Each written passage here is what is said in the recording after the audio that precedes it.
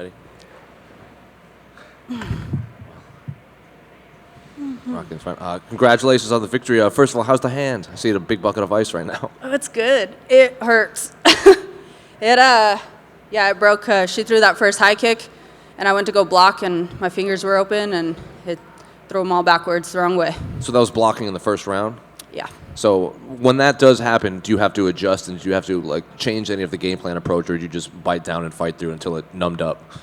Oh, it didn't numb up. It kept hurting. So I just started throwing more right hands than anything. I tried to throw a couple jabs out there, but obviously it wasn't working. At one point, I grabbed my hand, kind of circled around, grabbed my hand, was trying to pull on my fingers a little bit, and only shot pain up my arm. So I was like, you know what?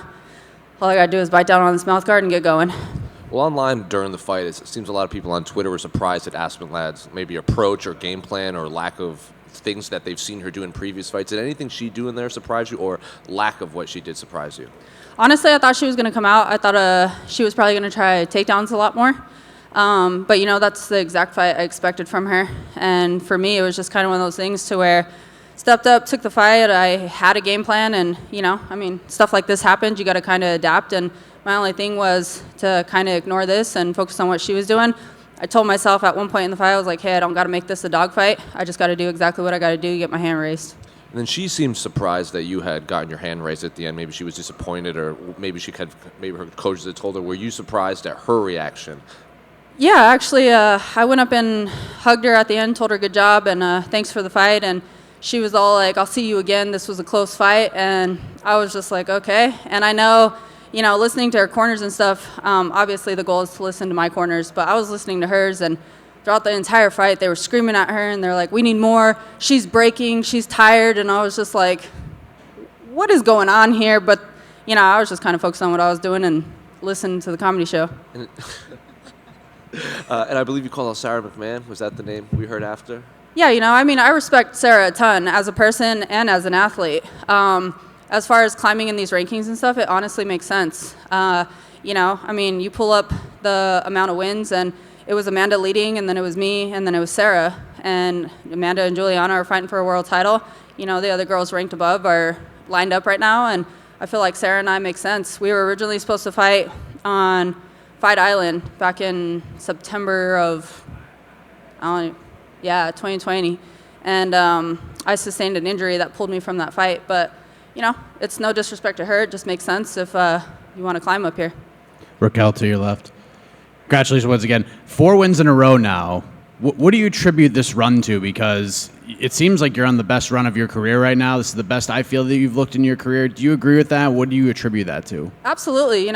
For one, just I've had the highest of highs and the lowest of lows in the sport. I've sustained so many injuries. I was on a 4-fight win streak when I fought Misha, and just feeling like I was really climbing. And then all of a sudden I had to go into major surgeries, and I had a lot of setbacks and then medical issues. And it's been one thing after another that just really took a toll on my soul. And trying to get back in there, it was just hard. My body wasn't ready, or different things were happening. And as much as I'm strong-minded, it was breaking me emotionally. But I was like, no, I'm not going to give up. I'm going to keep going. And finally, I just got to a point that I was like, you know what? It's about longevity and what I really want to do here. I had to really sit back, reset. And that's what I did. I switched up my team. I switched up a lot of things, nutrition, all kinds of things to figure out my medical state, to figure out my physical state. I spent a lot of time. I had to learn true patience, and that was really hard. So just kind of doing that. Now I feel the healthiest I've ever been, and I'm in my prime. I'm excited, and I'm hungry. So it's just, my coaches have always told me, when you let that person go that we see every single day in the gym, nobody's going to stop you. And I'm only getting more and more comfortable in my skin with things and my hands and every technique that I have. And so now I'm on a mission. This division looks a lot different than it did when you started this run, right? We got a new champion, Juliana Pena. The long reign of Amanda Nunes came to an end. Of course, they're going to rematch. But do you feel like timing is on your side right now? Do you feel like things are just falling into place, and everything's kind of coming up rocky right now? Absolutely. It's kind of like the Ultimate Fighter. Everybody was like, hey, the journey of the Ultimate Fighter, you have to win the Ultimate Fighter in order to get in the UFC. That was never my journey. And I think a lot of people expected Juliana and myself to line up for the finale on the Ultimate Fighter. And now that things are playing out the way they are, I'm like, I just feel like, the universe has a way, and we're aligning for a different reason on the biggest stage. Are you kind of hoping Juliana wins again so that this division can officially move forward and we can start welcoming in new challengers? Because chances are if Amanda wins, they'll probably run it back a third time. So, I mean, I know you don't typically like root for fighters, but is there a part of you competitively as someone who wants to be a world champion that's hoping Juliana Pena gets it done again?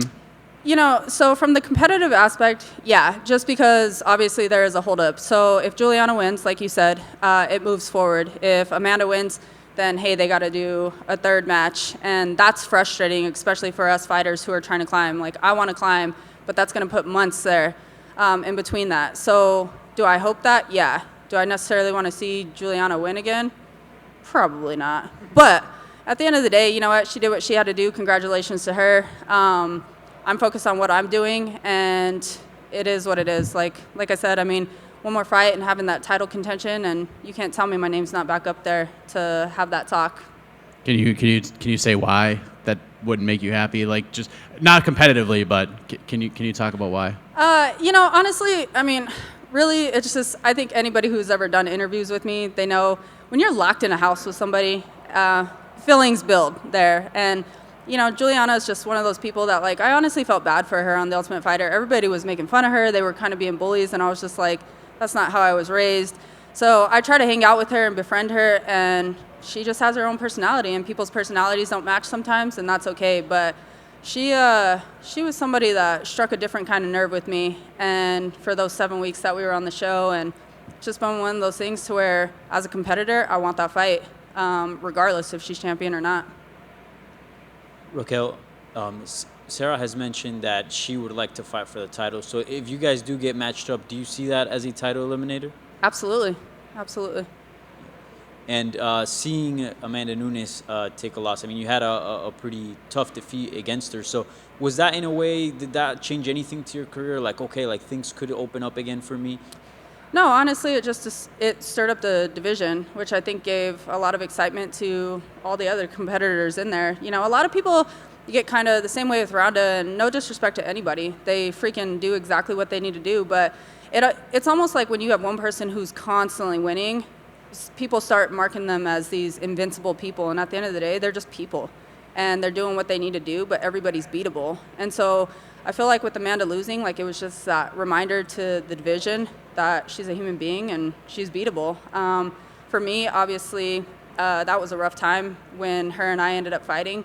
It was just kind of coming back from an 18-month layoff, coming back from the injury I sustained in my leg and that nerve damage I've never experienced. Almost had to have my leg amputated, and me emotionally just rushed back in.